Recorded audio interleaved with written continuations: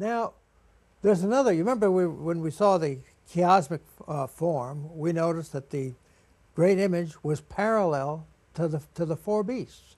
So now let's look at the four beasts because it's about the very same subject.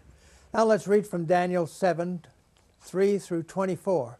I've accepted it to keep it a little briefer. And four great beasts came up from the sea, diverse from one another. First was like a lion.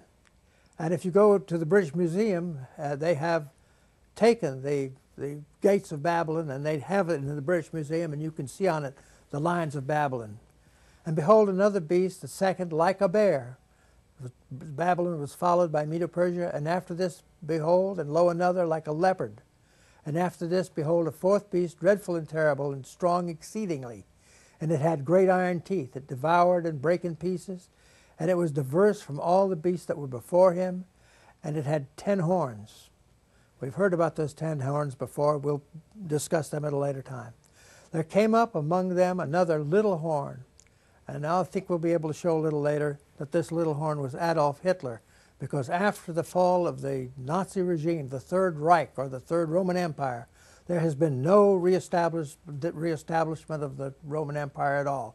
We now have a loose association of states in Europe called the Common Market, but no restoration of the Roman Empire. Before whom there were 3 of the first horns plucked up by the roots. And if you look at the Second World War, you saw 3 of the original 10 horns plucked up by the roots. I beheld then, because of the voice of the great words that the horn was speaking, Adolf Hitler, I beheld even till the beast was slain and his body destroyed. I know that sounds a little premature, and I'll fill this in to show that this is Adolf Hitler. As concerning the rest of the beasts, that's the leopard, bear, lion, they had their dominion taken away, yet their lives were prolonged for a season and a time. We'll get into that season and a time. We've already discussed it, but I want to show it again. These great beasts, which are 4 kings or kingdoms, which shall arise out of the earth.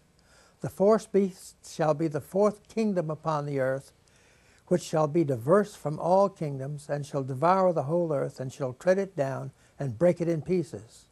And the 10 horns out of this kingdom, this is out of the Roman Empire, are 10 kings that shall arise, and another shall arise after them, Adolf Hitler. And he shall be diverse from the first, and he shall subdue 3 kings. And that happened. Now here's a graph showing this in a pictorial manner. 606 BC to 536 BC, Babylon, the lion. 536 BC to 332 BC, the bear, Medo-Persia. 332 BC to 65 BC, the leopard, Greece. 65 BC to 476 AD, the beast strong and terrible, which is Rome. And then from 476 AD to our own time till 1948, you had many nations ruling in the Middle East and in the Roman Empire. And we can show that this little horn at the very end of all this was Adolf Hitler.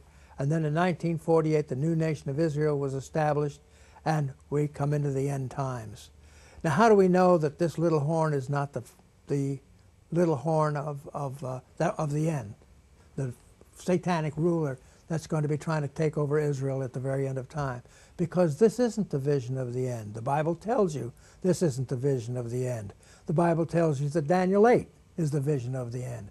So it's the little horn of Daniel 8 who is going to be the final enemy of the Jews and the church. He may be here today. I don't know. He's not going to be the Antichrist as we've been led to believe, but he's going to be a final ruler who's going to attack Israel. Now, the 10 horns of the strong and terrible beast come out of the Roman Empire. After the Nazi regime was destroyed, there has been no dominant European power, just a loose alliance of the 10 horns. The rest of the beasts, the lion, bear, leopard, had their world dominion taken away, but those Islamic states of the Middle East have influenced world events ever since. Their lives were prolonged for a season and a time, Daniel 7:12. I kept looking until the beast, Rome and its descendants, was slain, and its body was destroyed and given to the burning fire. That's the New American Standard. And concerning the rest of the beasts, they had their dominion taken away, yet their lives were prolonged in the Holy Land, controlling the Holy Land for a season and a time. And here you see it. After Rome was destroyed, and then beginning in 688 when the Dome of the Rock was built, the Muslim nations have controlled the Holy Land for indeed a season and a time until the new nation of Israel was established in 1948. A time is 1,000 years, a season is 1/4 of that time, roughly 250 years, total 1,250 years. It was a season and a time exactly 1,260 years from the construction of the Dome of the Rock in 688 to the new nation of Israel in 1948. Old Testament prophecy is ethnographic.